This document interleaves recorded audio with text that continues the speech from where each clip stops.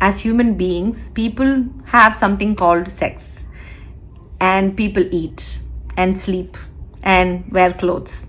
So, all animal beings have sex, and human beings have sex too, and that's how we have babies.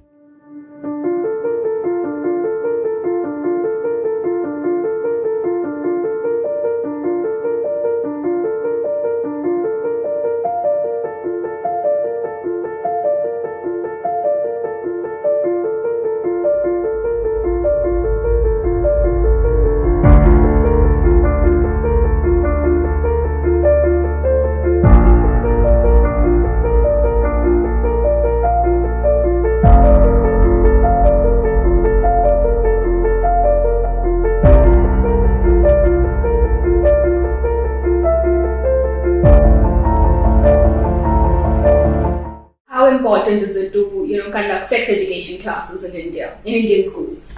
So it is very important to conduct sex education classes in India.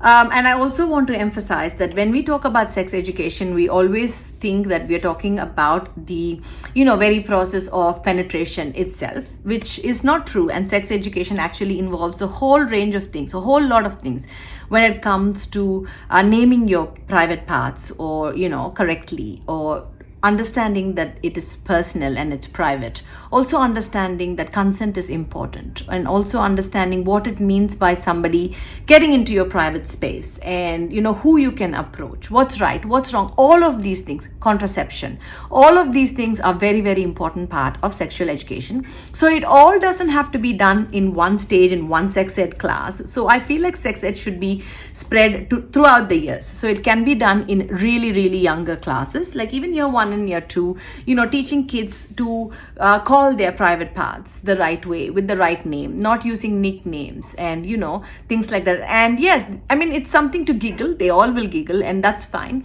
but we also have to tell them that it is important to know. So this has to happen in various stages. So I always encourage people to do sex education in different levels. Very young, then sex education comes around puberty, so where you want to talk about all the pubertal changes, voice change, body hair, breast, periods, of course, which has to be inclusive, definitely, of young boys, to know about periods and how it could be painful, and what are the kind of period products that women use, how they could be supportive or be a part of it. All of this is very, very important part of sexual and reproductive health education. So that has to be done at a certain age in your life. And then we come to the part of part of love, we come to the part of consent, and then we come to the part of penetrative sex, condoms, contraception, and then testing for STIs, and if any symptoms, who do we go, where do we go, all of those things. So it's very, very important in India, especially when there is such a big rate of sexual assault, sexual abuse, increased rate of STIs, illegal abortions and terminations, life-threatening abortions that are all happening. So it's very, very important to get it started so that we can prevent these things from happening. In India, especially, many people have this view that sex education is for the West, and these concepts come from the West, and a traditional society like India does not need sex education. So, what are your views on that? So I think that's hypocrisy. Like I said before, I think we are in denial. We are one of the highly populated countries in the world, and out of 7 billion, we are 1 point some billion of the world population. So thinking that we are not sexually active or it's not happening is probably denial. Probably that's something that we don't want to agree. So I don't think we should connect somebody's morale or sexual needs when it comes to wanting to have sex, or whether they are a nice person or not. Because I always have people who come and mention to me, oh, but I thought he's a nice guy, but I thought she's a nice girl. And I always tell them they are still nice people. Nice people can actually have sex. If we stop doing this, then we will be accepting that a lot of youngsters between the age of 13 and 30, because we hit puberty around 12, 13. We are not getting married up until the age of 30 these days. So actually expecting that this whole time around your puberty, when your hormones are actually surging, that people are not having sex is kind of silly in a way. So I think rather than saying culturally this is very bad, that's not true because it has been happening for a long time. How about we just say it's happening and let's just support it and help each other, because physiologically human body, grows, puberty, hormones, you want to have sex, that's natural. So it's better to accept it so that we're able to provide the right care. So, how can parents address this topic of sex education at home? Like, what should be the kind of way of communication between parents and children with regards to this topic? Sex education involves a whole lot of things. So, like I said, so naming, your sex organs or sexual parts in the right way, that is something very beginning. Parents can do that. That's easy. That's not as embarrassing. Telling their children that this is your private part and telling them that they have a right to say no, and if somebody breaches that kind of space, they should feel comfortable to come and tell the parent, and the parents reassuring them saying, we know, and if somebody does that, that's very wrong. So you have to come and let mommy or daddy know about this, or anyone that you trust to actually know about this, because it is not okay. So building that kind of trust in younger kids, things like that. So that is all very, very, very important. And if you have, like, let's say a sibling who's a girl or a boy, rather than saying, shh, don't go into a room, don't disturb her, stuff like that. Be inclusive and say, no, she's got her periods, don't do this, or if she's going to the shops, just, include pads in it. And don't say, nay, you go, I'll go later and specifically get her this, don't isolate these things like that. Just make it normal with the boys and the girls, so that then that is inclusive. And all these things are and can be done at home. We don't have to have the big talk straight away or at home. And when it comes to penetration and sperm and ejaculation and stuff like that, when you're 13, 14 and safe sex and condoms, there should be school education, and there must be someone to easily break the icebreaker, because it is an awkward conversation, for parents and teenage kids to actually have it. So there could be some help that pushes, that, and school sex education could be a way of doing that. So, do you think lack of awareness about sex in India and sex education in India drives teenagers to learn it from porn? And is it healthy to learn about sex from porn? Learning from porn is not ideal, because it is learning to be human from Avengers. Because, honestly, right, you see superheroes, people are dressed, people are paid, and people are probably shooting this whole thing over months. Who knows? So you're watching something like that and you're trying to have that kind of realistic things or performance in real life in one night, and you feel awful about your own image and self-esteem. People have to understand that people doing porn are actors. They are trained like that. So people comparing, the size of the boobs, the way it is firm, the whole vaginal skin and the color, the dark skin around the genital area not being normalized. So there's a lot of body image problems that comes with people actually looking at porn and thinking that is normal. So it's very important for us to say that porn is like a movie. Yes, you can see it, you can get pleasure or joy from it, but what you have to understand is that is not your real life standards. You can never fly off a building and throw webs. That just doesn't happen. So I think that is something that we have to actually emphasize and tell people, and that is the truth. Do you think sex education would lead to a decrease in number of rape cases and molestation, especially by minors? Like, we've been witnessing an increasing number of molestation and rape cases done by minors.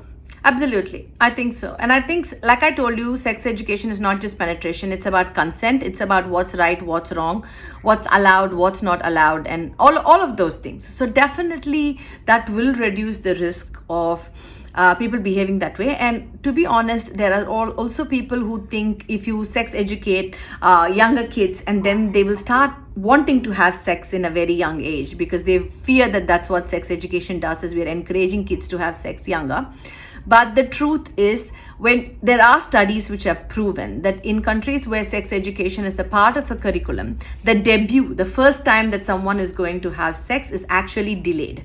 And in places where there is no sex education, youngsters go and explore. They want to explore, they want to learn. So them going and indulging in sexual exploration happens much more earlier than those who are well educated, who speak about these things. They know what this is. Then they make an informed choice of, I don't want to do it now, or I will do it later, and things like that. So yeah, definitely. In India, people are obsessed with this concept of virginity. Like, and especially when it comes to girls, there are all sorts of practices, virginity tests, post marriage, and stuff. So, like, what is your take on that? Virginity is a social construct. That's a very simple statement. And connection of virginity and hymen is also a very weird thing that we have come up with. So I think a lot of people think of hymen like a big steel gate that holds a woman's virginity, and then there comes a man and slashes the hymen and goes inside, and they're expecting blood to be there, and in that way they are finding out whether this woman is a virgin or not. So this whole Hollywood story that we have made up in our heads in terms of hymen and it rupturing and bleeding and all this stuff is actually not true. It may not happen at all, because hymen is a sheath around the vagina which already has a hole. It does have a tendency to stretch as well. So depending on how much sex one person has had, or how big the penis has been, or whether the person has had digital examination because of some gynecological problem, or whether they have had speculum examination again because of some gynecological problem, all these things are based and dependent on how the hymen structure is there or not. So you really cannot find out whether a person is a virgin or not when it comes to the hymen and things like that. It all comes down to the trust, what that person wants to share with you or not, what they have told you or not. So honestly, sitting and brewing over the word virginity is a waste of time. So in India, where sex is still a taboo, self-pleasure is more of a crime. And especially when it comes to girls, there's like no talk about self-pleasure or masturbation in girls, like with females. So, what is the impact of this in the Indian society on teenage girls? I think it is not just Indian society or teenage girls. Generally, what we have been taught is anything that is being done for ourselves, or anything that is being done for self-care or self-pleasure, is something that we have to feel guilty about, and I think that is what happens when it comes to self-pleasure. So when you feel the need, or when you're feeling horny and you feel like you have to fulfill that sexual need, and you go ahead and do it on your own, then it makes you feel guilty for some weird reason, because the same sexual pleasure, if you go and do it with your husband every day, let's just say, nobody would ever say you're doing it with him every day. Oh my god, nobody would ever say that.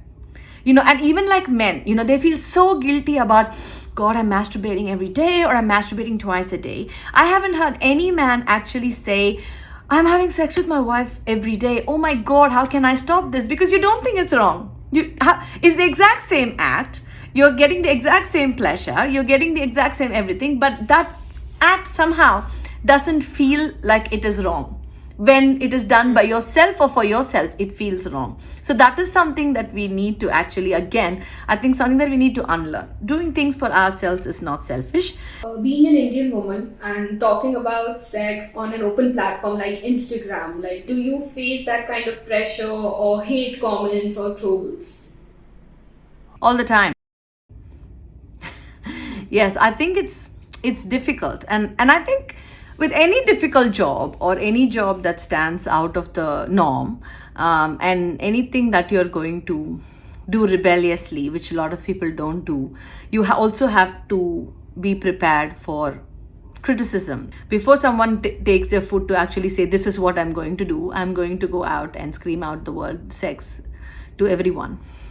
I think before, especially like you said, an Indian woman who is coming out to do that, it means she's already thought this through, or already been through this a lot. So I think there's like an inborn rebellious character that is already there, which is already heard, been there, done that. So I think you'll get used to it. It does happen, but it happens in anything, no? It happens in any challenging profession. So